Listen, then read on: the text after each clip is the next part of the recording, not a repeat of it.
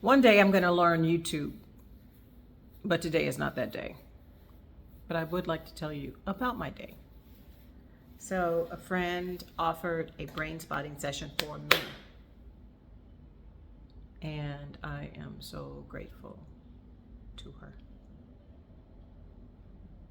One of the takeaways is that as I am understanding and being compassionate with myself surrounding grief, that I really wanted to visit the cemetery where some of my family members are buried in Haskell, Oklahoma, actually. And do you know that I went straight to it? I had been there in years, but I knew exactly how to get there. And it was good. It was good.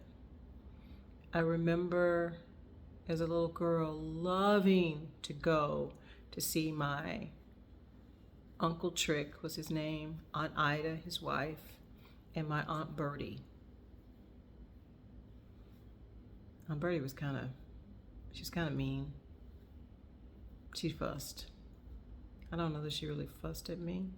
She might have, because I don't know if it was me or my sister who was throwing eggs on the ground that the hens had laid. I don't know. But anyway, going down there today was good. There was no one there. And I took pictures of them.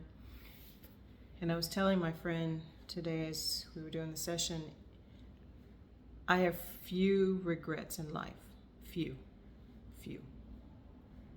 But one of them is missing the funeral of my Uncle Trick, my Aunt Ida, and my Aunt Bertie. I have regrets about that. Because I was working at the station at the time and I thought, well, gosh, I'm from, Tulsa. Someone's going to be dying all the time. I can't take off all the time. And so I didn't. And what I realize now is that I should have taken off for those funerals. Making those connections with people, because that's what I'm desiring now, is to make connections, especially with family members, and for the reason of finding the stories, who my family was. I want to hear those stories. And I want to connect. But when you're in your 30s, 40s, me, let me not say you, me. The last thing I want to do is connect with family, okay? I did not want to connect with family. I didn't care what they were doing. I got my own life. I'm not thinking about you.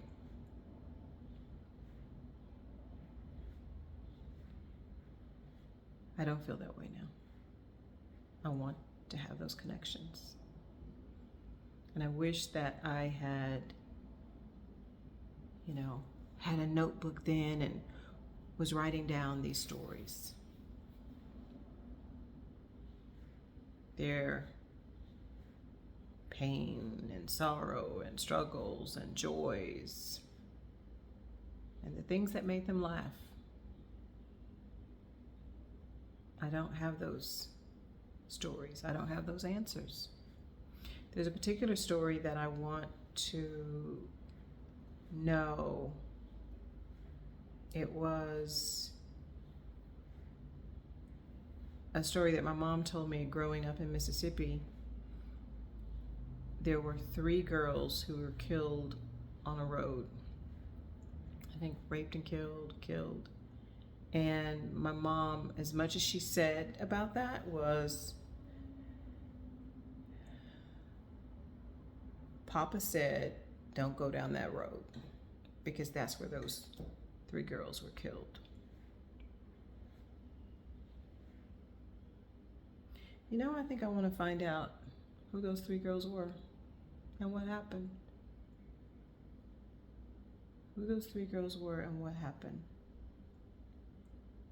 Because whatever that story was, that was trauma, and that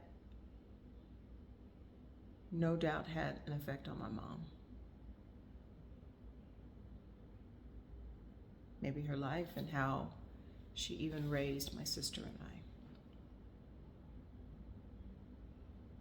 My sister and me. Yeah, I wanna know. So I'm going to a family reunion soon, and that's gonna be one of the questions that I have. What have your parents told you about the three girls who were killed? And where is that road? Where is that road?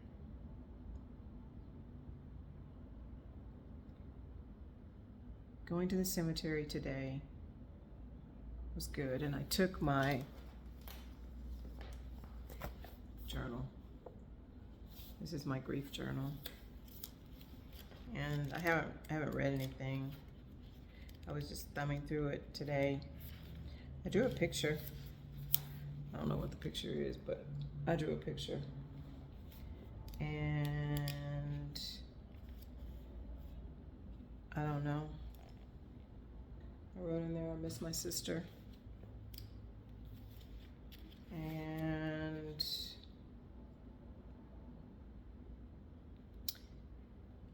I was listening to a pastor from Brooklyn, and I wrote in here, where you hurt the most is where you carry the most empathy.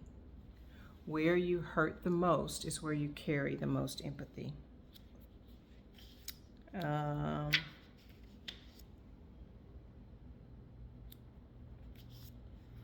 And there was one other thing in here that I saw that I just taped in here.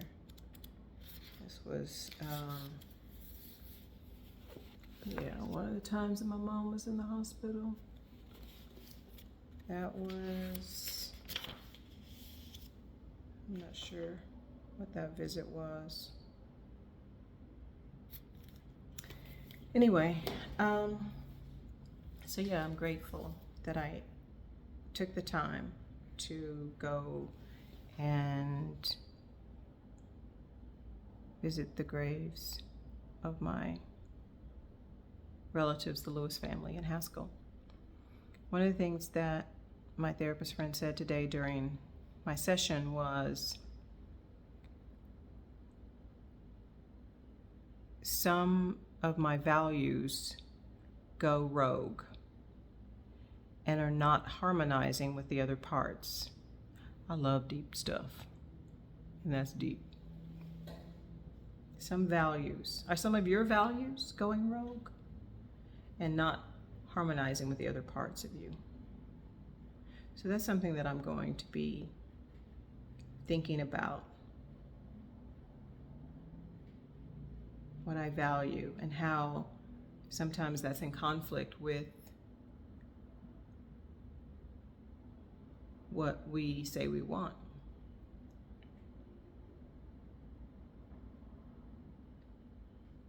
One of the things that I'm relating to is,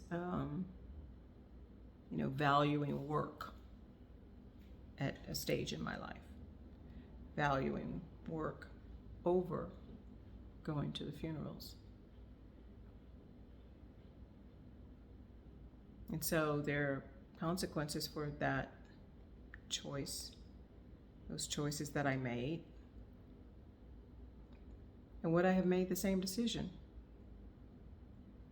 I don't think I would have. I don't think I would have. Yeah.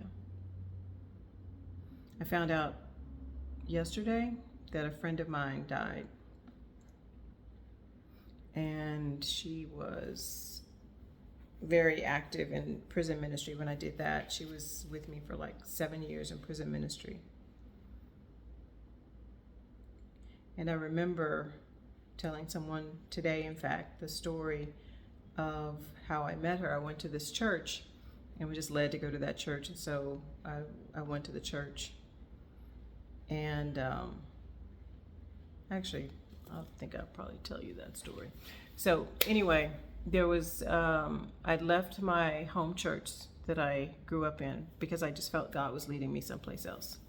And I didn't feel that my church was there for me in a way that I needed support going through divorce.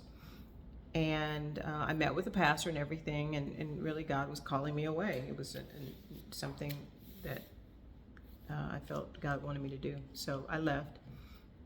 And I remember I was telling God, I'm not going to church. I'm not stepping foot back into church, number one, until I finish reading the Bible, which I did. And I'm not going back to church until I see the light of Christ in someone's eyes.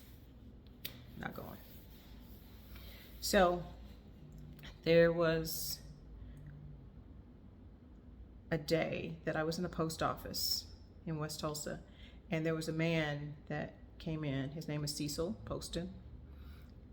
And he would always make nameplates for people in television. He'd see them on television, he'd just make a nameplate, and I think on the bottom of it, it would say, "To God be the glory," or something to that effect.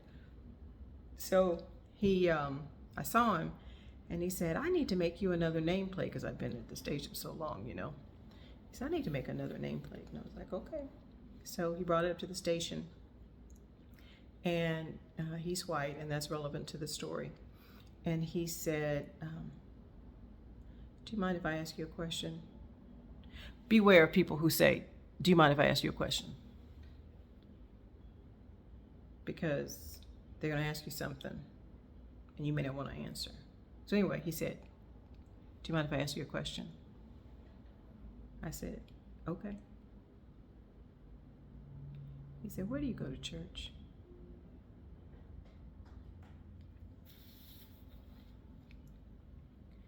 I said, "I'm not going, and I'm not planning to go until I see the light of Christ in someone's eyes."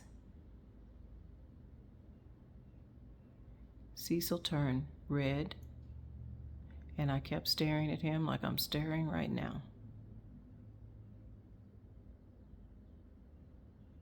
And in his eyes, I saw the light of Christ. And I said to him, "Where do you go to church?" And he said, "Winnetka Heights Baptist Church." I said, "Okay, I'll be there on Wednesday." Why Wednesday? Because Wednesday services, you're going to get the real people. I'm just saying. Those are the praying people. Those are the people who, my experience, who are serious about God. Not that the Sunday people aren't, but there are more masks on Sunday, my experience, than a Wednesday service. Plus, that time was in television, and you know, you got people there. "Oh, she's at her church, and is that?" And you know what? I just didn't want to deal with that. I didn't want to deal with that. So I went on a Wednesday where I didn't have to deal with that. And so yeah, I saw the light of Christ, and so that's how I ended up at Winnetka. So back to my friend Diane, who worked in prison ministry. So when I would go to Winnetka, and I put him to the test. That's another story, another day. Message me and I'll tell you the story, but not right now. So my times of attending there, I would see this lady, Teresa Shaddix is her name, and she just had this more light. And at that time, my friend who was doing prison ministry with me suddenly just abruptly quit. And I was like, "Lord, I know this is something that you want me to do, but what am I going to do? I'm not a teacher like that. So what am I going to do?" And every Sunday I would see this light, Teresa. And so I said, I was drawn to the light. So I wanted to know more and just, talk to her. So I would talk to her. And when I said, doing prison ministry, something. And she would light up even more. So anyway, she became the teacher for our group, which was called Anchors of Hope, because it was a women's prison, because women were anchors in their family, and they were anchors of hope. So we did that for 7 years together until I went to seminary. And then she continued with my mom, actually. Those were good times. So Teresa died, and I wasn't able to attend the funeral because I did not know that she had died. She had been in rehab the last visit I saw. So yeah, I didn't get to say goodbye.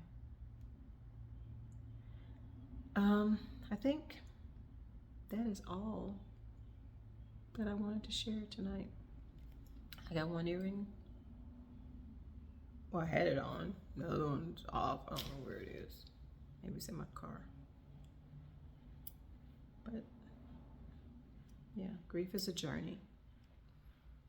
And it's like just paying attention to those things. And for me, it's to stop saying, you know, I'm okay, and no, I'm okay. I don't need to go to the cemetery. No, I'm really okay. It's like, no, stop and do those things, because that's